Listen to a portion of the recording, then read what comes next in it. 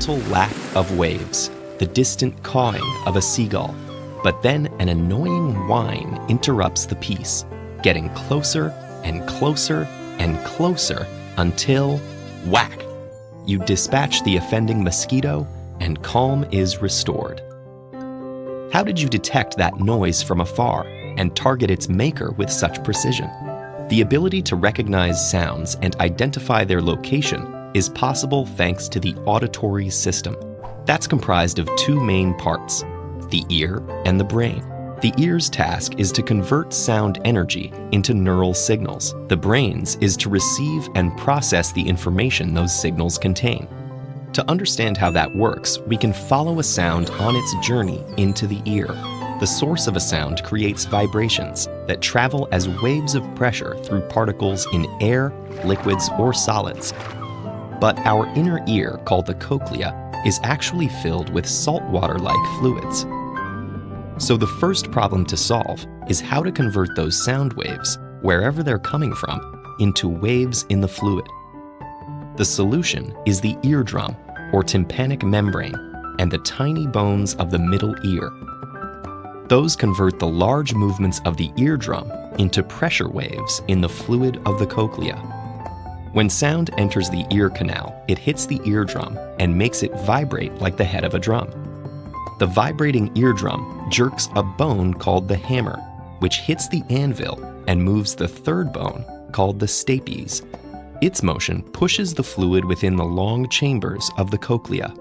Once there, the sound vibrations have finally been converted into vibrations of a fluid, and they travel like a wave from one end of the cochlea to the other. A surface called the basilar membrane runs the length of the cochlea. It's lined with hair cells that have specialized components called stereocilia, which move with the vibrations of the cochlear fluid and the basilar membrane. This movement triggers a signal that travels through the hair cell into the auditory nerve, then onward to the brain, which interprets it as a specific sound. When a sound makes the basilar membrane vibrate, not every hair cell moves, only selected ones, depending on the frequency of the sound. This comes down to some fine engineering. At one end, the basilar membrane is stiff, vibrating only in response to short wavelength, high-frequency sounds. The other is more flexible, vibrating only in the presence of longer wavelength, low-frequency sounds.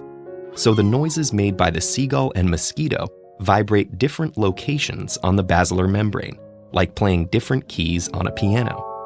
But that's not all that's going on. The brain still has another important task to fulfill, identifying where a sound is coming from. For that, it compares the sounds coming into the two ears to locate the source in space. A sound from directly in front of you will reach both your ears at the same time. You'll also hear it at the same intensity in each ear.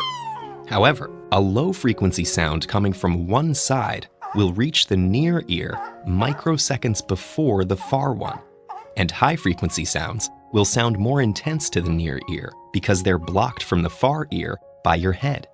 These strands of information reach special parts of the brainstem that analyze time and intensity differences between your ears.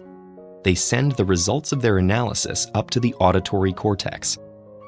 Now the brain has all the information it needs, the patterns of activity that tell us what the sound is, and information about where it is in space. Not everyone has normal hearing. Hearing loss is the third most common chronic disease in the world. Exposure to loud noises and some drugs can kill hair cells, preventing signals from traveling from the ear to the brain. Diseases like osteosclerosis freeze the tiny bones in the ear so they no longer vibrate. And with tinnitus, the brain does strange things to make us think there's a sound when there isn't one. But when it does work, our hearing is an incredible, elegant system. Our ears enclose a fine-tuned piece of biological machinery that converts the cacophony of vibrations in the air around us into precisely tuned electrical impulses that distinguish claps, taps, sighs, and flies.